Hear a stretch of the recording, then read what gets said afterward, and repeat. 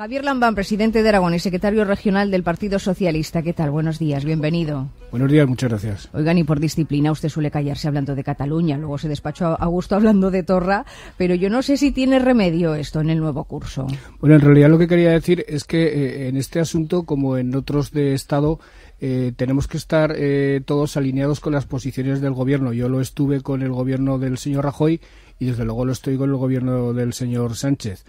Lo de Cataluña, en mi opinión, se va complicando cada día más. Yo ayer a sus compañeros de Madrid les decía que hasta cuándo va a abusar Torra de nuestra paciencia, porque España está demostrando voluntad de arreglo, voluntad de diálogo, voluntad de llegar a soluciones por la vía de la política, pero desde Cataluña no se escuchan más que sandeces, más que insensateces, y yo no sé cuándo se rebasará la cota de paciencia que el pueblo español está dispuesto a poner sobre la mesa para solucionar este asunto. En cualquier caso, tengo la seguridad de que con estas políticas el Gobierno de España se está cargando de razón, sobre todo para si en un momento determinado tiene que tomar decisiones que estoy seguro que no le gustaría tomar, pero que a lo mejor tiene que tomar. La paciencia se nos agota a todos, lo cierto es, con este asunto. ¿Y cómo va de reservas de energía? Dijo que empezaba el curso con mucho fuelle y hoy, presidente, tiene usted una agenda repleta. Primer pleno de la temporada, luego recibe a la ministra de Defensa, Margarita Robles, aunque eso me imagino que será más protocolario que lo de antes, que en el Palacio de la Aljafería se avecina de nuevo debate con la reforma del impuesto de sucesiones. ¿O ya está superado? ¿Cómo lo ve?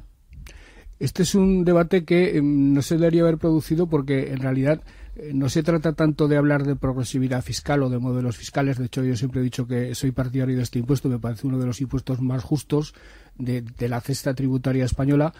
Lo que ocurre es que España es un espacio fiscal único y no es razonable, no es admisible que en unas comunidades se pague más que en otras, ni por heredar ni por ningún otro concepto.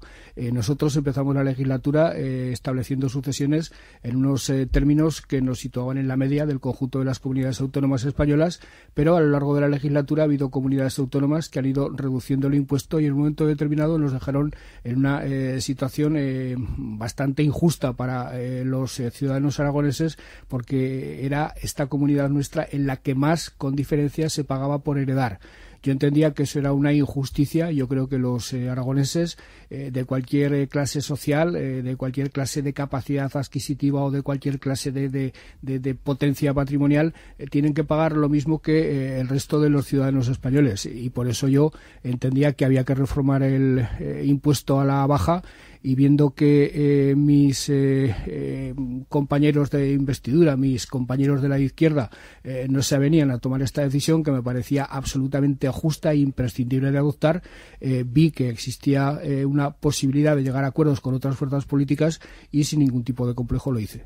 Yo no sé si será más fácil llegar al acuerdo para reformar el impuesto de sucesiones, que lo veremos dentro de un rato, o para acordar un nuevo candidato socialista al Ayuntamiento de Zaragoza, porque todo esto le pilla a Javier Lambán, que además de presidente de Aragón es secretario regional de los socialistas, en pleno proceso. Pepe Las Marías, buenos días. Buenos días, Eva. De primarias en Zaragoza, que eso también desgasta. Sí, la mucho. Sensación que yo tengo, y supongo también muchos compañeros de profesión, es que el presidente Lambán estas 2 semanas estará pendiente, lógicamente, como secretario general del PSOE, de las primarias, estas próximas 2 semanas, o incluso 3, y hay segunda vuelta, porque la sensación que tengo, y también lo comentábamos el lunes en la Rebotica, es que empieza este último curso de legislatura con, no sé si decir con los deberes hechos, pero con menos tensión de la que se podría esperar en un año preelectoral. Es decir, ha desactivado el debate de sucesiones con el pacto con el centro derecha, aunque ha tensionado y ha enfadado a la izquierda, y vamos a ver si eso tiene alguna repercusión en el tema presupuestos de la comunidad. Que luego hay que pactar con ellos o con quien se pueda. Sí, aunque también hay que decir que se suele dar por hecho, y es una pena, pero en Aragón y en otros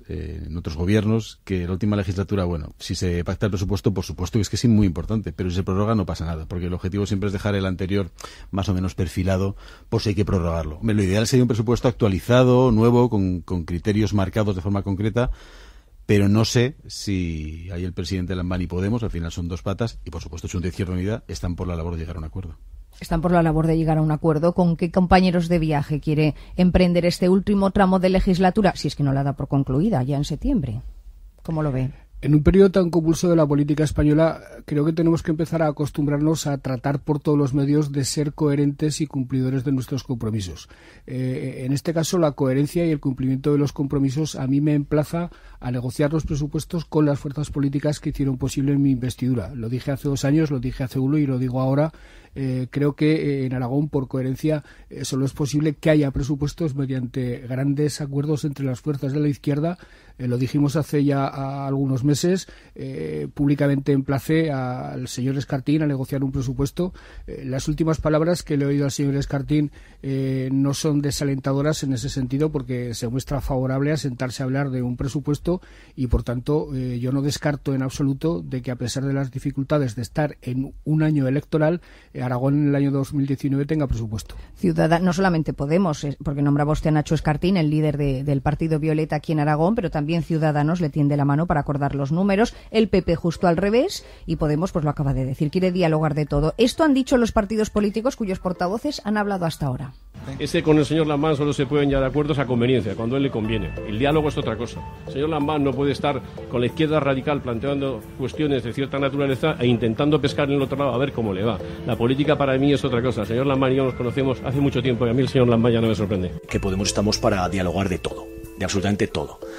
Algunas cosas que no nos han gustado, y hay que recordarlas, ¿no? La última reforma del impuesto de sucesiones y donaciones pues no nos ha gustado, que pactará con las derechas aragonesas, pero nosotros tenemos claro quién es nuestro adversario político. Y nuestro adversario político no es el PSOE. Nosotros sabemos cuál es la aritmética parlamentaria en Aragón y no lo hemos olvidado. Es evidente que en el momento en el que el presidente de Aragón, el presidente Lamán, se ha abierto a hablar, a dialogar y a negociar con el resto de las fuerzas políticas que ocupamos el hemiciclo de las Cortes de Aragón, es cuando realmente se han conseguido mejoras reales para los aragoneses, es cuando realmente se ha conseguido una estabilidad para Aragón, y prueba de ello es la ley de modificación del impuesto de sucesiones. Parece que va a poder elegir presidente. Tiene a Ciudadanos que le tiende la mano, tiene a Podemos que también se la tiende. Usted habla de coherencia, se pactó antes con Ciudadanos, ¿o eso fue un amor de primavera que ya se ha acabado? En la investidura yo dije que los acuerdos básicos tendrían que girar durante todo el tiempo en torno a las fuerzas de la izquierda, pero que yo iba a tender la mano y iba a establecer posibilidades de acuerdo con otras fuerzas políticas cuando el interés de Aragón lo requiriera. En este momento, y como hablamos de presupuesto, insistiré en que un acuerdo que no incluyera las fuerzas de la izquierda sería incoherente con el propio hecho de mi investidura. Pero a continuación he de decir que si a ese acuerdo se incorporaran otras fuerzas políticas, yo estaría absolutamente encantado. De hecho, en este momento, cuando ya prácticamente los servicios públicos presupuestariamente se han recuperado, cuando los ajustes y los recortes del Partido Popular de la legislatura anterior están prácticamente resueltos porque se han recuperado los servicios, se han recuperado los derechos, creo que existe un amplísimo campo para llegar a acuerdos todos. Y desde luego el día que en las comunidades autónomas y en los países sea capaz de llegar a acuerdos presupuestarios que incluyan no solo a la izquierda frente a la derecha o al revés, habremos dado un paso de gigante para dignificar la política y para demostrarles a los ciudadanos que pensamos sobre todo en ellos cuando hacemos política. Pero por concretar, presidente, buenos días. Buenos días. Usted ha hablado hace unos días del tema de la reforma del ICA. Dijo, me estoy cansando de esperar a Podemos y si en 2 semanas no se sientan a hablar del ICA, yo voy a presentar una propuesta al Parlamento. Podemos tiene su propuesta apoyada en un informe de la RAPA, de la universidad. Usted le dijo, el señor Escartín tiene las puertas del Pignatelli abiertas. Bueno, pero habrá que sentarse a hablar en algún momento. Es decir, yo no sé quién tiene que dar el primer paso, es como lo de los novios, que cuelga tú que a mí me da la risa. O sea, si cada uno tiene su propuesta, ¿qué van a hacer? Porque parece que lo del ICA es la primera piedra para intentar pactar un presupuesto. Hay una propuesta del gobierno, una de Podemos, pero da la sensación de que no acaban de encontrarse, al menos para sentarse a hablar. ¿Hay una propuesta del gobierno de Aragón concreta, Podemos, de sentémonos a hablar del ICA? Porque parece, insisto, que es el primer escollo para pactar un presupuesto. Mire, el ICA es un impuesto fundamentalmente justo y que en los términos en los que se gestiona actualmente no es en modo alguno un disparate. Creo que a los ciudadanos de Zaragoza se les confundió diciendo que pagaban 2 veces por lo mismo, cosa que se ha demostrado hasta la saciedad que es radicalmente falso. Pero, no obstante, Podemos nos planteó que debíamos llegar a un acuerdo para revisar este impuesto. Fue uno de los requisitos de la aprobación del presupuesto del año 2018 y nosotros estamos dispuestos a cumplir ese acuerdo como todos los demás. Es más, empezamos a dar pasos para el cumplimiento del acuerdo. Por parte de Podemos se nos planteó que había criterios que teníamos que atender, como los de la RAPA, como los de un profesor de la universidad que hizo un informe muy interesante, y nosotros hemos sido muy receptivos a esos planteamientos y en las ideas, en las propuestas que nosotros ya hemos trasladado a Podemos para revisar el ICA, están incluidos planteamientos de la RAPA, están incluidos planteamientos de este profesor universitario, porque lo que queremos es llegar a un acuerdo.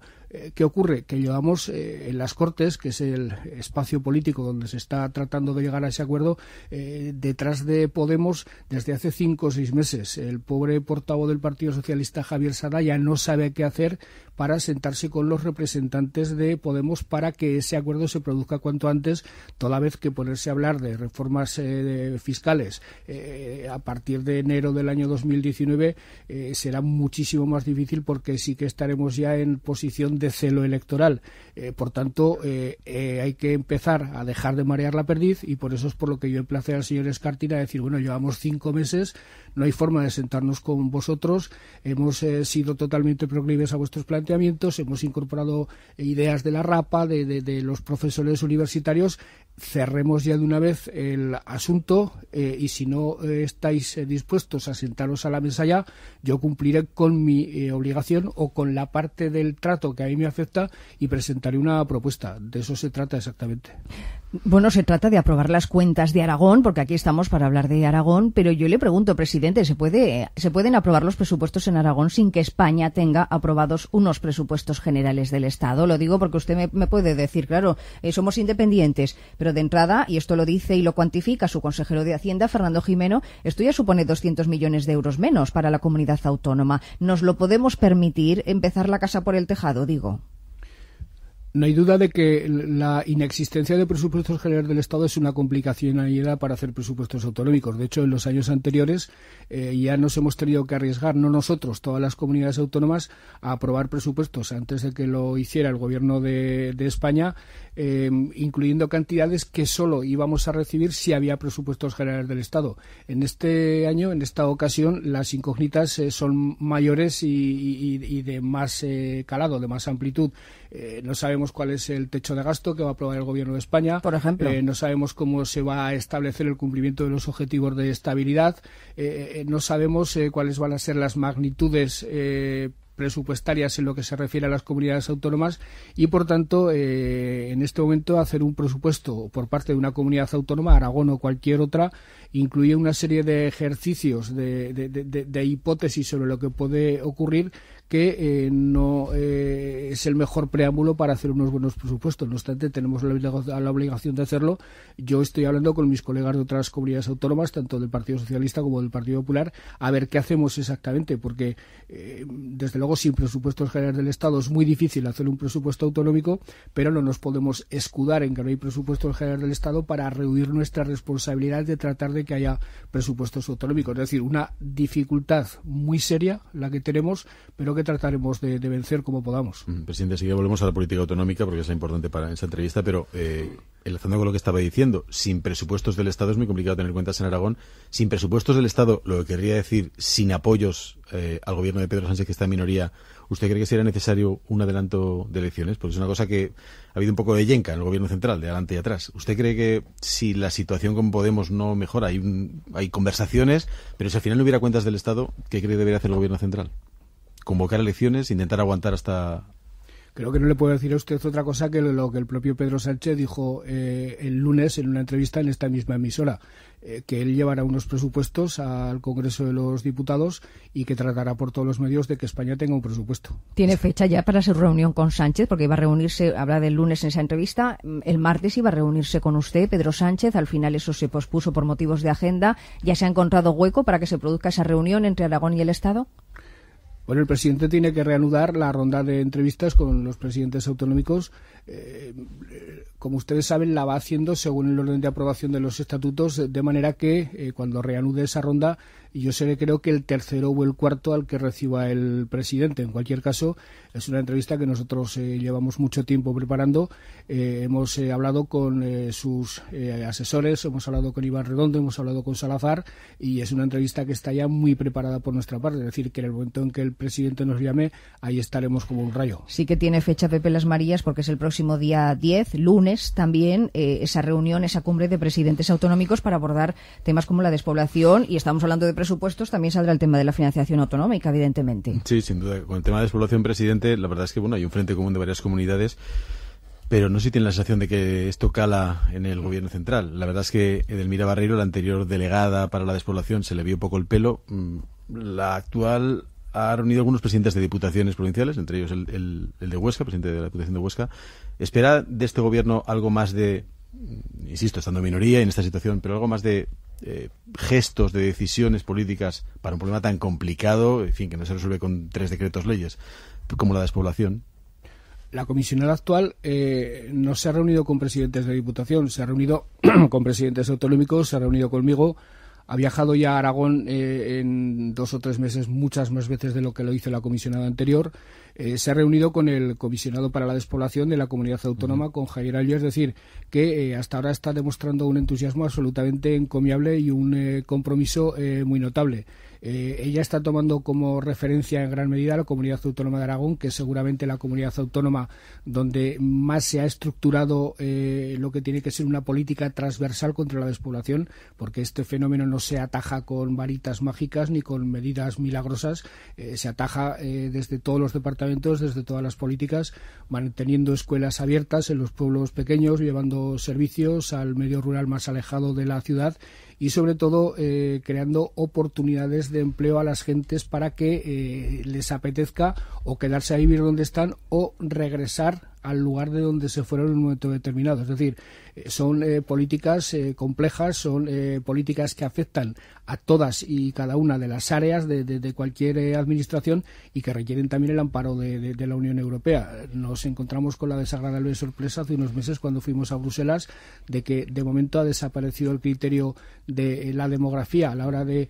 establecer el reparto de los fondos para la próxima década, pero junto con mis colegas autonómicos y desde luego con el acuerdo de todas las fuerzas políticas de la comunidad y con el amparo del Estado y de la comisionada del Estado, vamos a luchar con todas nuestras fuerzas para que ese criterio vuelva a integrarse dentro de los que establezcan el reparto de los fondos para los próximos años. Somos 1.200.000 aragoneses que están diseminados por el territorio, pero concentrados en la capital aragonesa estamos más de 700.000. Yo no sé si a lo mejor es por eso que Zaragoza se ha convertido en ese oscuro objeto de deseo para casi todos. Vamos al Ayuntamiento de Zaragoza porque fíjese, antes hablábamos de Podemos, este partido le tendía la mano para dialogar de todo, pero hablaba no solamente en general, sino también en particular de un tema muy concreto que expresaba así Nacho Escartín. Y creo que esto tiene que estar también en nuestro diálogo, que hablemos de Zaragoza, porque creo que el secretario general de los aragoneses, y más ahora que tienen primarias, creo que sí que es un buen momento para que las personas candidatas hablen de esto, ¿no? Y hablen de qué relación quieren tener con Zaragoza en común, con Podemos,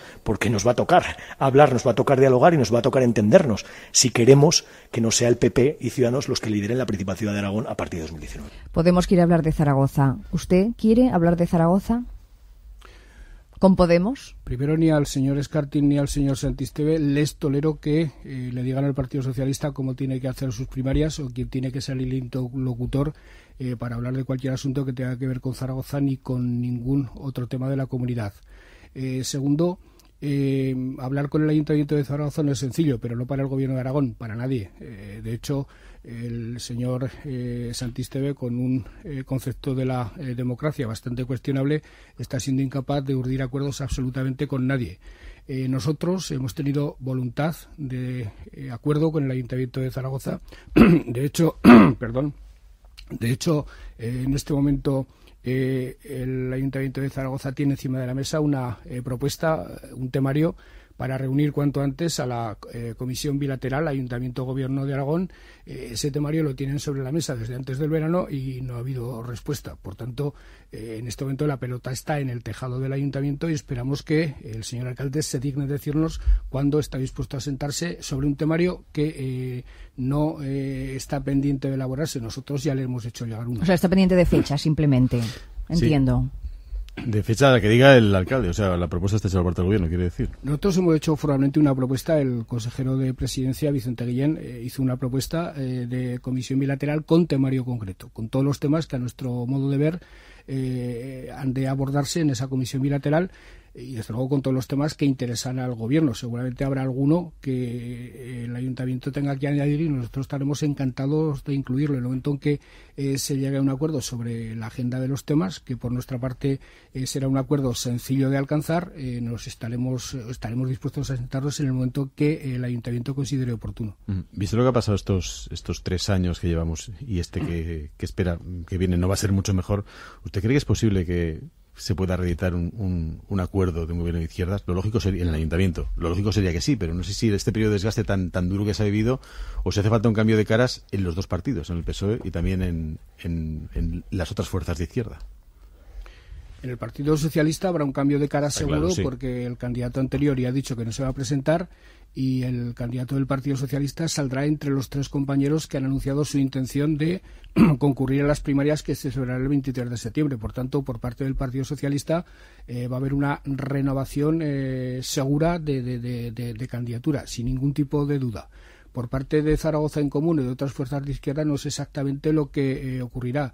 En cualquier caso, me da la impresión de que existiendo voluntad por parte de la izquierda del Partido Socialista de llegar a acuerdos con la izquierda, esa voluntad muchas veces se topa con la cerrazón y con el escaso sentido democrático del ejercicio del poder que tienen personas que por otra parte me merecen todo mi respeto personal, como el señor Santisteve. Hacer política con el señor Santisteve es difícil, pero no por ser de izquierdas o de derechas, por el concepto tan particular que tiene de la democracia o del respeto a los adversarios políticos a los que entre otras cosas les debe el hecho de ser alcalde. Usted tiene las primarias abiertas ahora mismo en la ciudad de Zaragoza, el PSOE, su partido, lo acaba de decir, ha expresado ya en más de una ocasión que va a ser neutral, que quiere ser neutral. Ferraz también se ha expresado así, pero ¿cómo cree que se van a expresar los militantes el próximo 23 de septiembre? ¿Van a votar en clave orgánica a la contra, que eso es como muy propio de su partido, del Partido Socialista, o pensando en esas elecciones que están a la vuelta de la esquina?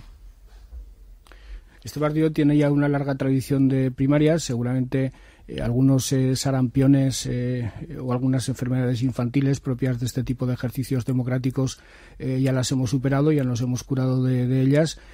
Yo no sé en qué clave van a votar los militantes. Lo que sí les animaría a votar es en clave no orgánica, sino pensando quién es el compañero o compañera más capacitado, más capacitada para ser candidato del Partido Socialista a la alcaldía de Zaragoza. Usted no me lo va a decir, pero lo tiene en la cabeza, o la tiene en la cabeza. Bueno, primero yo no tengo que votar, aunque es obvio que nadie deja de tener sus propias preferencias y evidentemente yo las tengo. Lo que pasa es que por responsabilidad como secretario general del partido no conviene que las diga, que las manifieste ni que haga nada en favor de uno u otro candidato. Tener preferencias, evidentemente las tengo, pero pensando exclusivamente en quién ha de ser la persona que mejor represente al Partido Socialista en una campaña electoral. No estamos hablando de quién tiene que ser el jefe del partido, sino quién tiene que ser el candidato que le permita al Partido Socialista, recuperar el Ayuntamiento de Zaragoza, que es nuestro objetivo. Creo que estos 3 años han sido 3 años perdidos para la ciudad y se trata de que Zaragoza retome el pulso y Zaragoza retome la senda que mantuvo durante muchos años con ese gran alcalde que fue Juan Alberto Belloc. Yo, señor Lamán, como no soy político, hay cosas que no entiendo. ¿No es un poco anormal que no se puedan expresar con libertad los dirigentes del PSOE en apostar por quién es su candidato o candidata? Usted y el resto de la ejecutiva del PSOE aragonés, en lugar a veces de estar, que el PSOE sabe usted que es experto en darse tiros en el pie, en estar a cuchilladas internas en 2 semanas de demasiada tensión. ¿No debería ser más transparente decir, bueno, pues ya es mi candidato o mi candidata es esta? Pero por parte de usted, insisto, y por parte de otros miembros destacados del PSOE, ¿no debería ser un ejercicio de cierta, no sé, transparencia, insisto, de normalidad, en lugar de tener que intuir, aunque todos más ya sabemos por quién postula cada uno de los dirigentes del PSOE aragonés en esta batalla? Qué difíciles son las primarias. El monopolio de las cuchilladas ya no lo tenemos porque a principio de verano tuvimos el ejemplo de otro partido que nos superó con creces.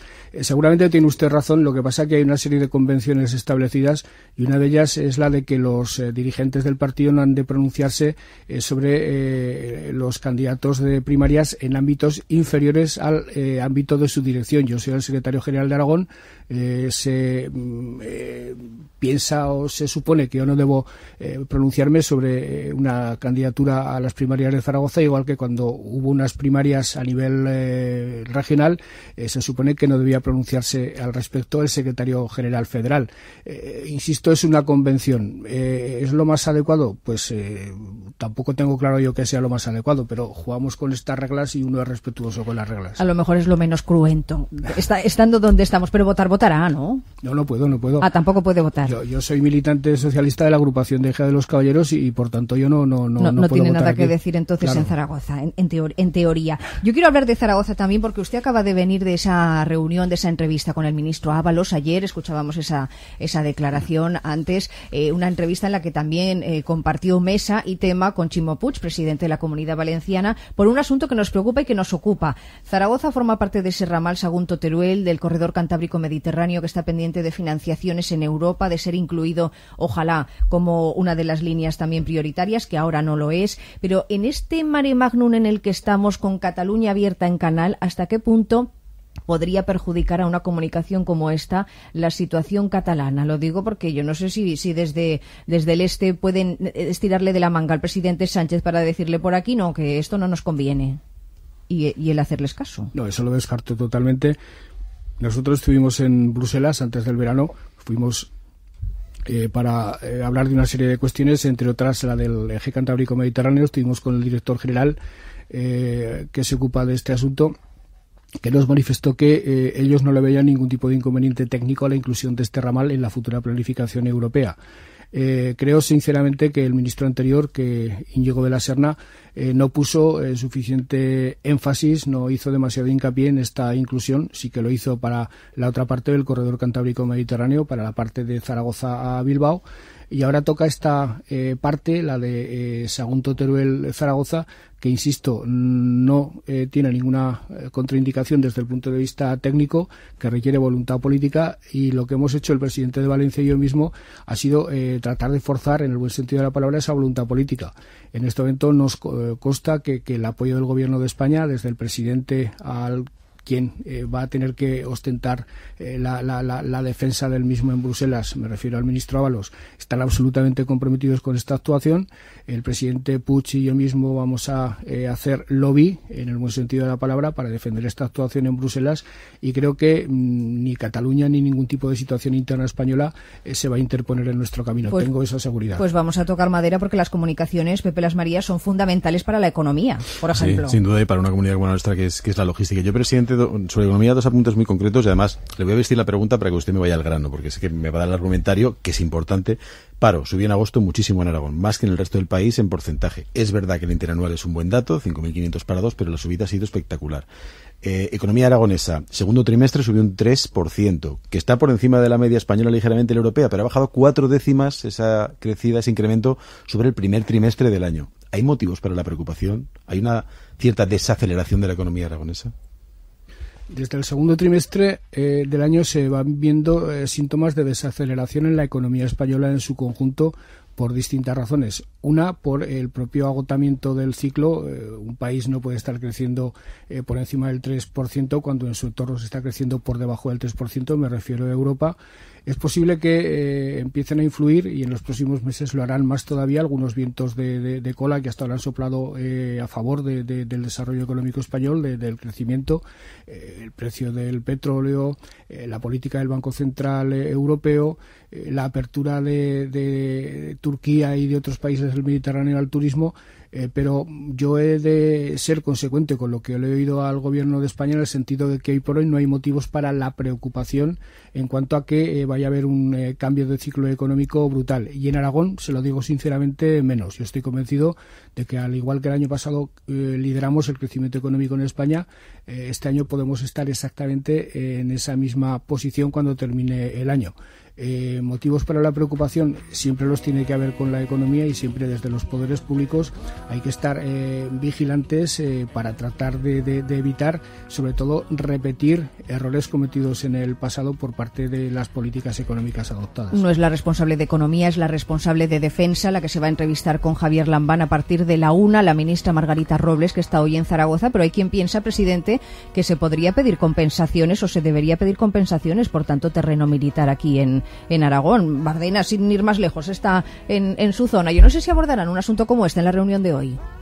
Yo siempre he creído que todos los territorios de España tienen que ser corresponsables en algo que es una política de Estado, en algo que nos tiene que concernir a todos, que es la política de defensa, pero creo que las zonas que tienen cargas por esa política de defensa, como es el caso de Aragón, por las superficies que existen en campos militares, tienen que tener compensaciones. Y algunas que no tienen territorio militar, como es concretamente la comarca de las Cinco Villas, porque en el caso concreto de las Cinco Villas la carga está en el territorio navarro, ocurre algo bastante singular, y es que cobran los navarros y los aviones se estrellan cerca de Ejea de los Caballeros. Por tanto, en el caso de las Cinco Villas, donde tendría que existir compensación es en las Cinco Villas. Insisto que no estoy cuestionando la existencia de polígonos de tiro, que tiene que haberlos, es política de defensa y nosotros somos corresponsables con ella, pero desde luego los territorios tendrían que tener compensación por esas servidumbres que la defensa nacional exige, y desde luego ese es uno de los temas que no le voy a plantear a Margarita Robles de entrada. Se lo planteé al ministro Bono, no tuve ocasión de hacerlo con la ministra Cospedal y desde luego lo voy a hacer con Margarita Robles. Agenda repleta tiene hoy el presidente Javier Lambán, que dentro de nada, en menos de una hora, acude al primer pleno parlamentario en las Cortes de este nuevo curso político, curso que promete y que hemos abierto con el presidente de Aragón en esta rebotica, en esta primera semana de curso. Javier Lambán, muchísimas gracias por estar en directo. Muchas gracias. En la cadena SER, en Radio Zaragoza.